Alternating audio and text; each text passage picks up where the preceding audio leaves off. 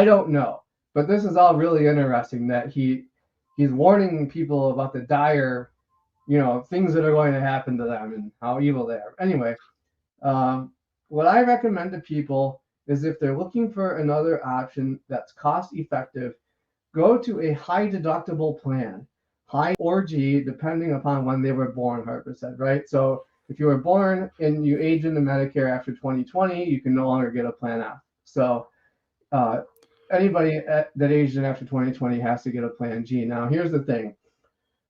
Yeah, sure, you can get a high deductible F or G, and the premium is going to be lower. The problem is that you're going to pay all of those costs until you meet that deductible, and the deductible can change every year, and the premium can go up every year. So while it may be a nice benefit, and maybe you don't need it now, right? Because you're reasonably healthy, you're 65, the 70s somewhere in there, and your health is fine and whatever now.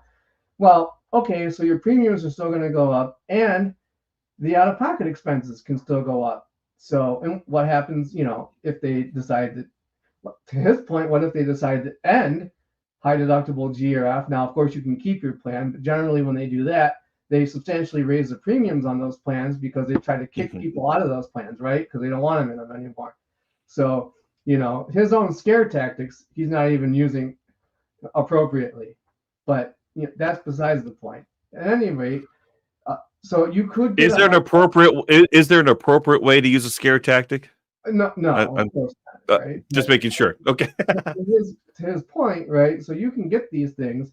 The problem that I have is that, if, and this is especially true for lower income people, people that qualify for LIS, low income subsidy, that are on Medicare, Medicaid, if they can't afford to pay for their groceries and their rent, I don't care what the premium is. How are they going to afford to pay for that? And then let alone, the out-of-pocket deductibles that come with it if they should get hospitalized or need to use the services. So there's, again, for him to make this blanket recommendation that everybody should not be in a Medicare Advantage plans, or that lower income people should look at these high deductible plans is just nonsense. I mean, you have to sit down with the client and understand where they are, what their needs are, their health, all of the stuff, and then you can recommend the plan that best suits them. And there's all kinds of other things that go into this that I mean, we could be here all day talking about this, really, with the amount of information we could go over.